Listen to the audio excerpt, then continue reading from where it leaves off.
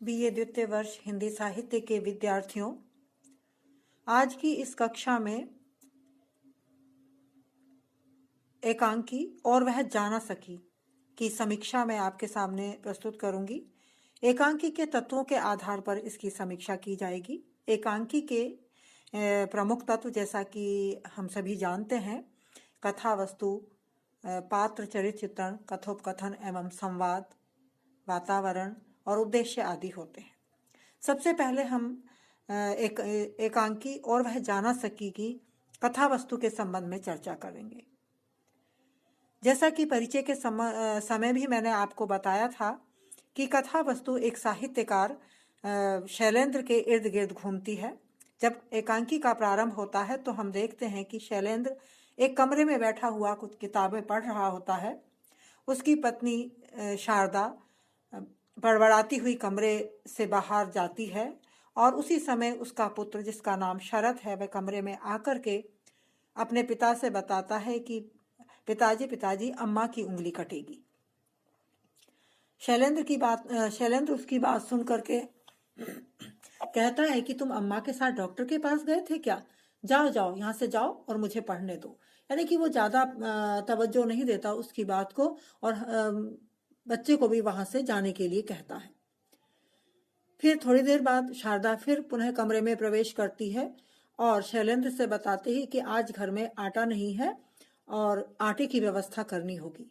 शैलेंद्र इस बात पर भी कोई ध्यान नहीं देता और वो कहता है कि घर में क्या सामान आना है क्या नहीं आना, यानी कि भोजन की व्यवस्था तो अन्नपूर्णा करेगी। वो अपनी पत्नी को अन्नपूर्णा कहता है और वही उसकी व्यवस्था करेगी। इस पर शारदा बहुत अधिक क्रोधित हो जाती है, तुनक जाती है और कहती है कि तुम कुछ भी नहीं करते हो। यदि तुम्हें कुछ करना ही नहीं था, किसी तरह की घर की व्यवस्था, कोई जिम्मेदारी निभानी ही नहीं थी, तो तुमने ये शादी ही क्यों की थी?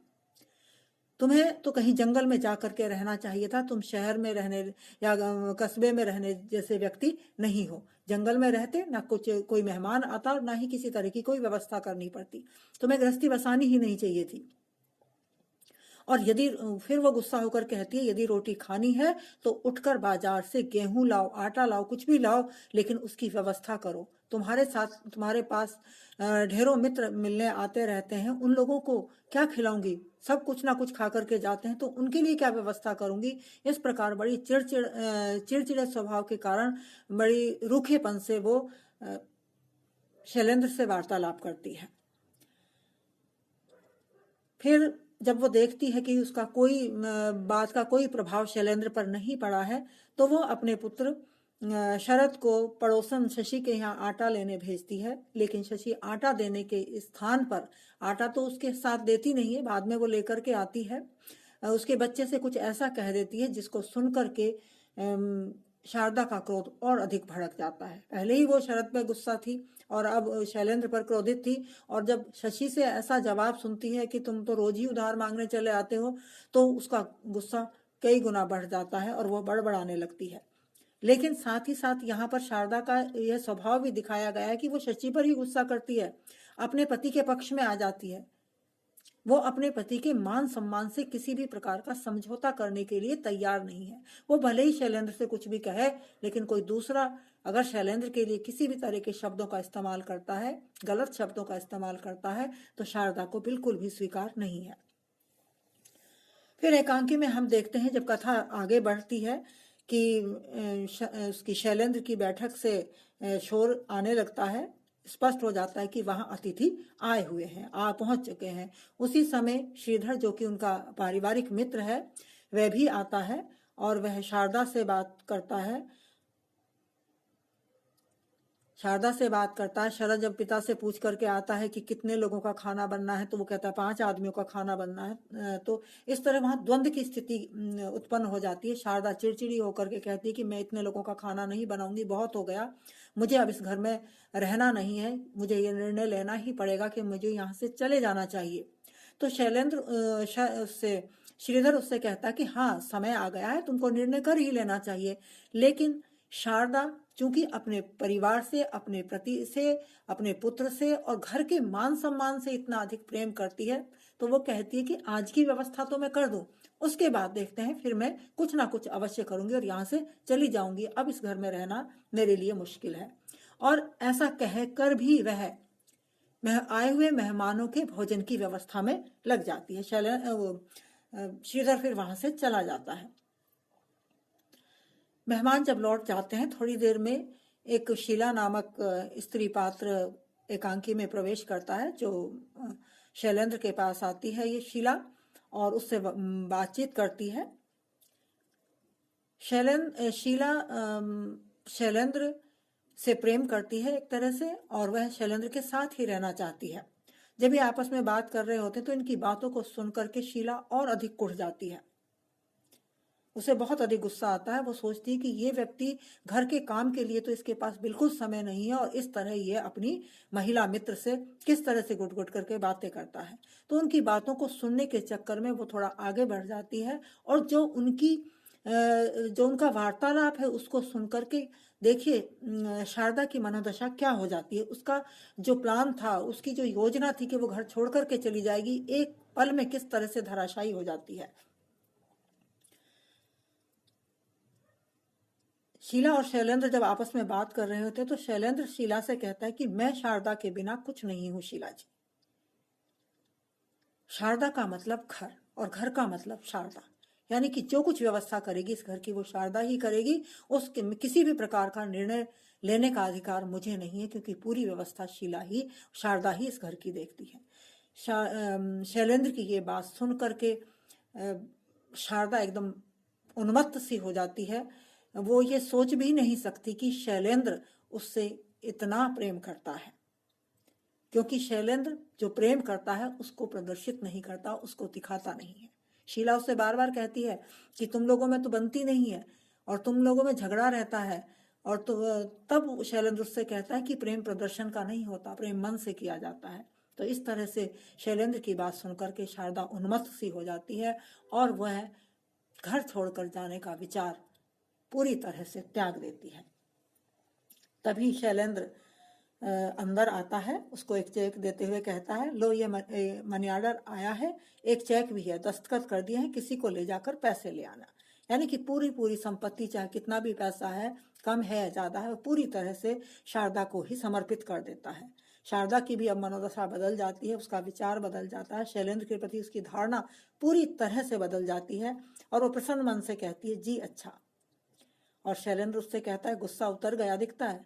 शारदा कहती है, हटो, क्या अंट शंट बकते हो। इस प्रकार दोनों हंस पड़ते हैं। इस तरह हम देखते हैं कि और वह जाना सकी एकांकी की जो कथा वस्तु है वो सरल है, स्वाभाविक है, प्रवाहपूर्ण है, और प्रारंभ से लेकर के अंत तक इसमें कौतूहलता है, सरस भी है। इसमें एक रसमयता है जो पाठकों को पूरी तरह से बांधे रखती है और अपनी ओर आकर्षित किए रखती है। इसमें कौतूहलता है कि आगे क्या होगा, ये जानने के लिए पाठक जिज्ञासु बना रहता है अंत तक। इस प्रकार एकांकी अपने चरम पर समाप्त होता है, और वह जाना सकी इस जो शीर्षक है ये भी विषय से पूरी तरह से संबद्ध है, और इसकी कथा वस्तु बहुत कुछ इसके शीर्षक में ही समाई हुई है। इस प्रकार से हम देखते हैं कि और वह जाना सकी एकांकी का जो की कथा वस्तु है वह पूरी तरह से अपने जो उसकी वस्तु है उसको अभिव्यक्त करने में पूरी तरह से समर्थ है। वो कौतूहलपूर्ण है, सरल है, स्वाभाविक है और प्रवाहपूर्ण है, और पाठकों को प्रारंभ से लेकर के अंत तक अपने आप में बांधे रखने में पूरी तरह से समर्थ है। इस तरह एकांकीकार ये एकांकी कथा वस्तु की दृष्टि से एक सफल एकांकी कहा जा सकता है। अब हम इसके पात्रों पर, उनके चरित्र चित्रण पर चर्चा कर लेते हैं। इस एकांकी में महत्वपूर्ण पात्र शारदा का है। एकांकी का प्रारंभ ही उसके बड़बड़ाने से होता है, और यह बड़बड़ाहट उसकी घर को जोड़ने तोड़ने से तो नहीं कहा जा सकता, जोड़ने से है। घर की व्यवस्थाओं के कारण वो बहुत बौखलाई सी रहती है, क्योंकि घर में इतना अधिक काम है, पैसों का आमदनी बहुत सीमित है। इस कारण वो बहुत अधिक तनाव में रहती है, और वही तनाव उसके व्यवहार में, उसकी वाणी में स्थान स्थान पर हमें देखने को मिलता है। वह शैलेंद्र के से झगड़ा तो करती है, उससे कड़वा बोलती भी है, लेकिन उसके मान सम्मान को बिल्कुल भी ठेस पहुंचाने का ना तो उसका इरादा है, और ना ही ऐसा कोई व्यवहार करती है जिससे उसके पति के मान सम्मान को किसी भी प्रकार की ठेस पहुंचे।